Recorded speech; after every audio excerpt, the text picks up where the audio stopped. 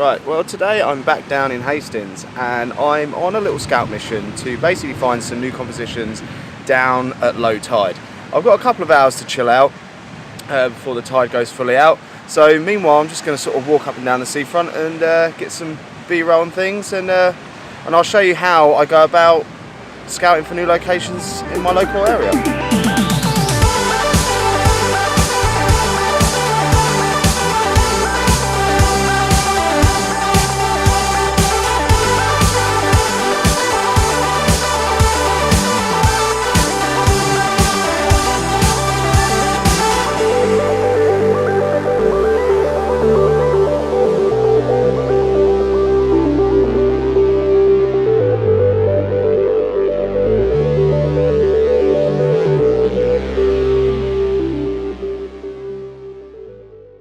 Now I hope you can see me because of the bright light. I can't see my LCD screen, so but it looks alright.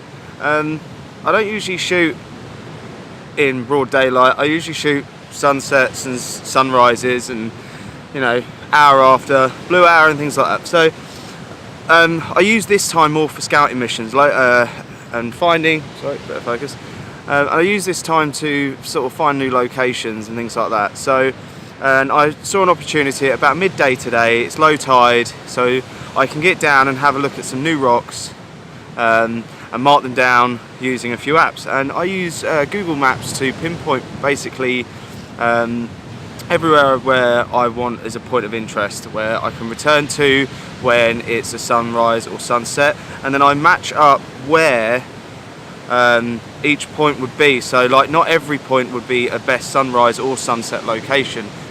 So then I use PhotoPills to find out whether it would be best suited for sunrise or sunset, and then I mark it down, and it's sunrise I usually put a yellow box next to it, and sunset I put an orange box. That's how I work when I do my seascape stuff anyway, and it seems to work for me. So we still got a while yet until the tide goes out, so it's just time to chill and just relax really.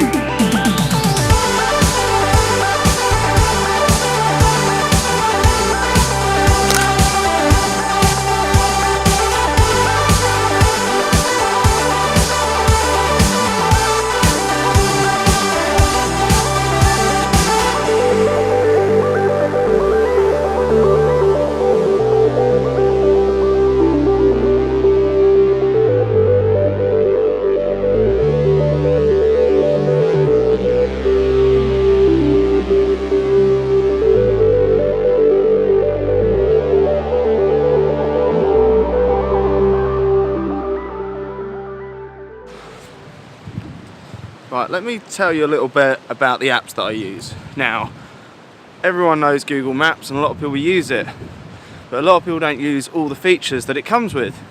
You can save points of references of places where are interested to you, and you can save them and they'll always be there. You can also save stuff like bits of the map offline, so even if you don't have internet coverage you can still get it.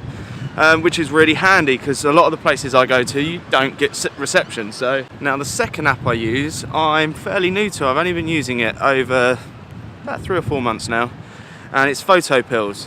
An excellent app, and I think every landscape photographer should at least have an app like this or this one. You can use the two apps together, Google Maps and PhotoPills, to get the best use out of your time when you're on location. And say for instance with this location I'm now I know over there when the tide goes out there is a group of rocks. Now I know they're there, so what I've done is once this tide's gone out, I'm going to pinpoint the exact point of location on Google Maps where I want to take a photograph of a sunrise or sunset. Once I've got that point of reference, I will go over to PhotoPills and then find out whether that is a sunrise or sunset location and when I can do that, and then I'll mark it on my calendar to go and get that shot. It also tells you when the moon's rising, when it's going down as well. it's very handy. It has also depth of field calculators. It has everything on there, and I think every photographer should have it. It's a great app, and it's a must-have. So go check that out, and I'll put all the links to. I have Android, so I'll put all the links to the Android in there, and go check them out.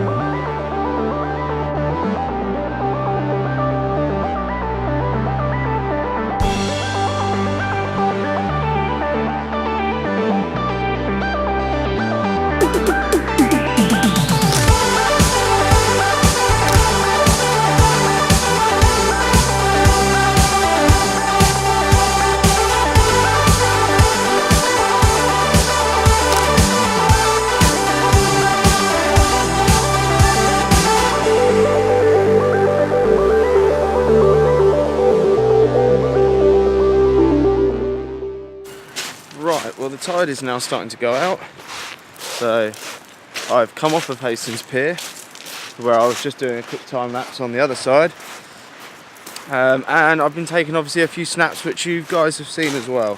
So now we can start scouting for different compositions while we've got lots of light to play with, because obviously it's the middle of the day, so we haven't got a time limit. What I've been after is these rocks here. I've been after some time, but you can only get them just on the point as the tide's going out, which is these ones here. So I'm going to set up now and see if I can get. I definitely know that I want this as a long exposure. That's definitely a yes. So I'm going to set up now and see what little sort of shots we can get, and then if it works, then we tag it as a possible location. Right, well I've just taken a few snaps of this section here.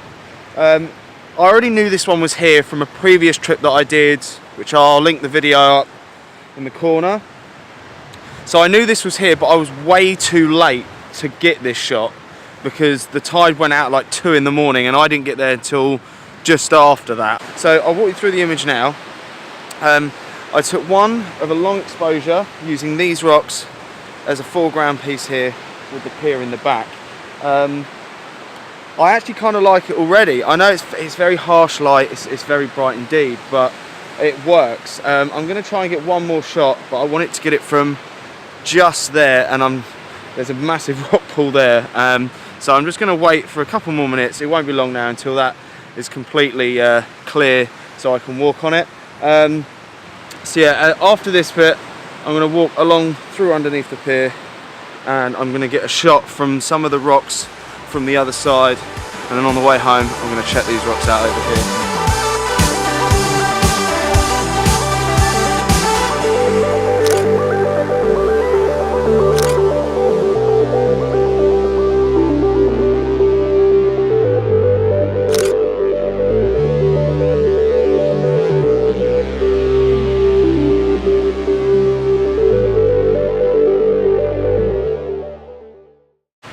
Right, as you can see, the tide is going out really quickly now. I've got a few shots over there.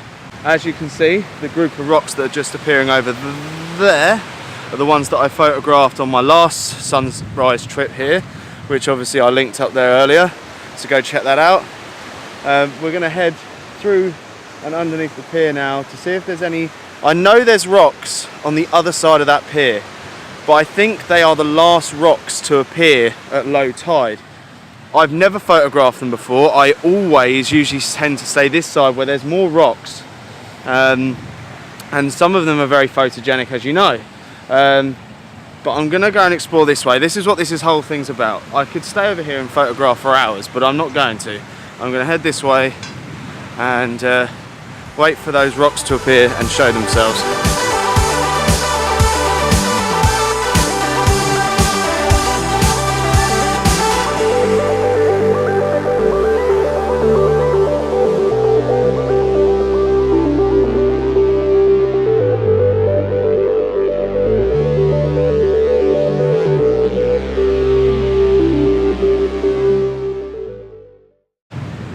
So as you can see, I'm on the other side of the pier now, and it's a lot more windier.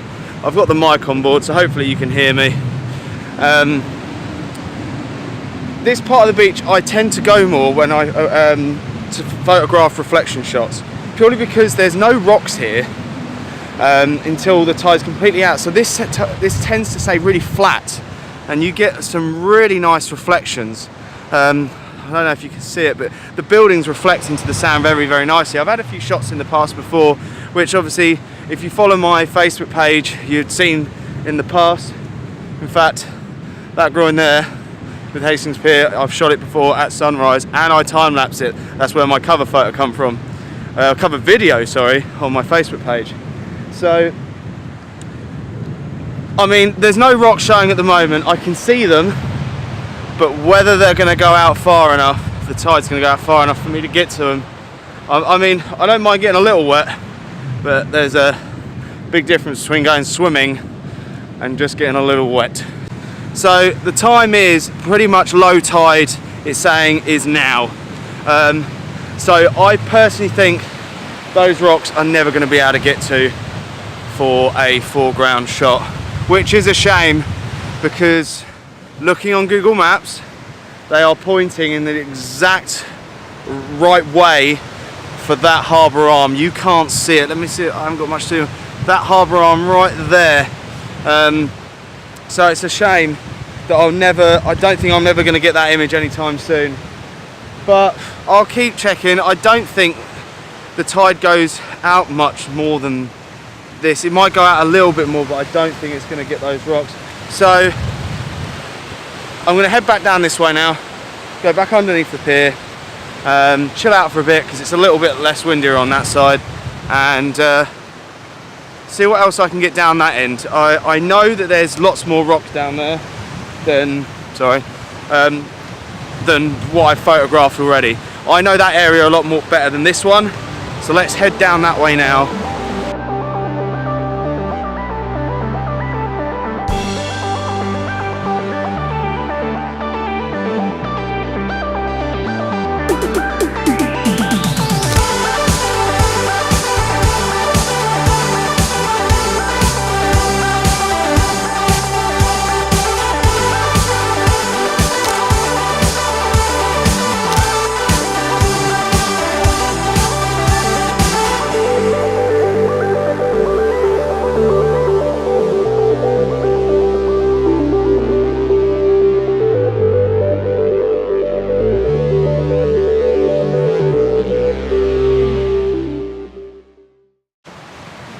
Now I found one more shot on the way down the beach again. This is one that I've always seen from a distance but never thought anything of it, because as you can see it goes round but then it never leads to anything. But I never looked at it the other way. And you got this way, all the rocks point towards Hastings Pier. So you've got your foreground, your mid-ground, hopefully if the sea's further out, a lower tide possibly, you could get a nice reflection there. There's no clouds in there, so I can't test that. But then you've got your background image as well. So I'm going to snap this, tag this one, and this is definitely another one for a sunrise.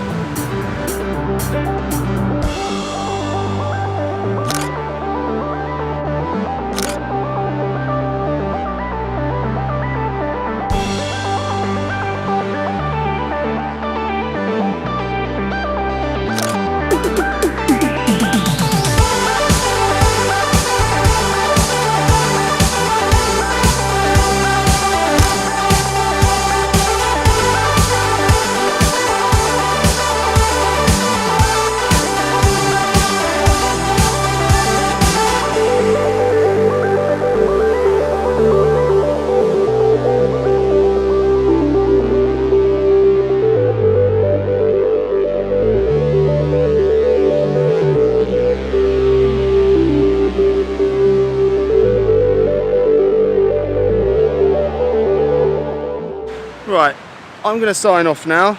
I think personally it's been a productive day.